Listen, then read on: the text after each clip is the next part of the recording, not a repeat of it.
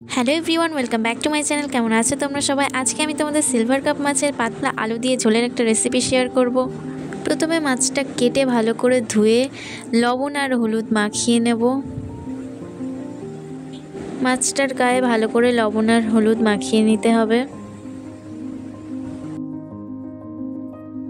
এরপর কড়াই গরম করে কড়াইয়ে পরিমাণ মতো সর্ষের তেল দিয়ে দেব।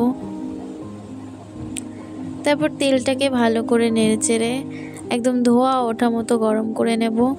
তারপর একে একে মাছগুলোকে তেলের ভিতরে ছেড়ে লাল লাল করে ভেজে নিতে হবে।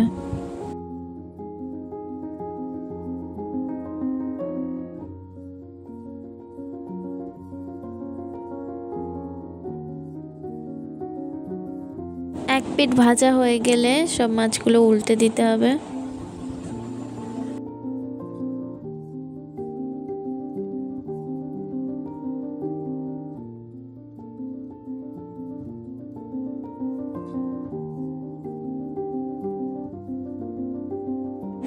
বেশ লাল লাল করে ভাজা হয়ে গেছে, এবার মাছগুলো তুলে নেব একে একে।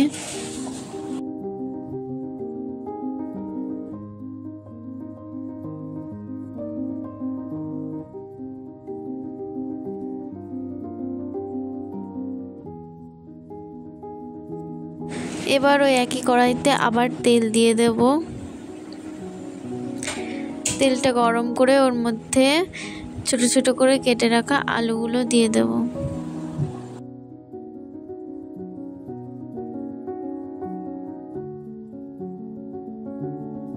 লঙ্কা দিয়ে দেব, যে যেমন ঝাল খাবে সেই অনুযায়ী লঙ্কা দেবে। আলুটা একটু ভেজে নেওয়ার জন্য দেব সামান্য লবণ আর একটু হলুদ দেব। দিয়ে ভালো করে নাড়াচাড়া করে আলুটা একটু লাল লাল করে ভেজে নিতে হবে।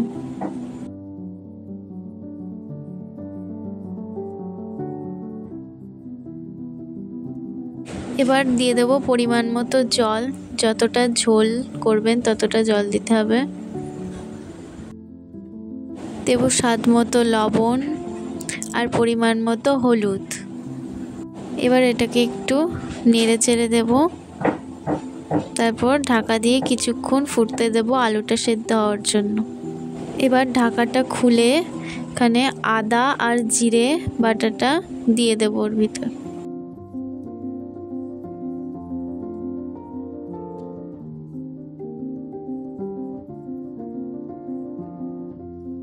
এবার দেখতে হবে আলু সিদ্ধ হয়েছে কিনা।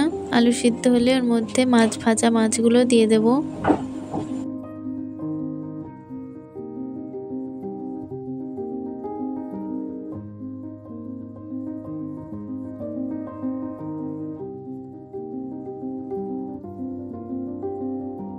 এবার এর মধ্যে একটু সামান্য শুকনো লঙ্কার গুঁড়ো দেব।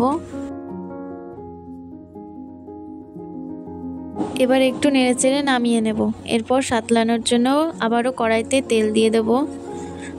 তেলটা একটু গরম করে ওর ভিতরে দেব তেজপাতা এবং শুকনো লঙ্কা।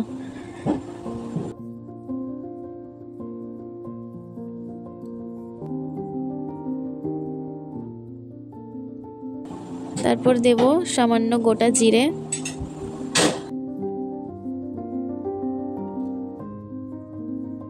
এবার মাছের ঝোলটা ঢেলে দেব।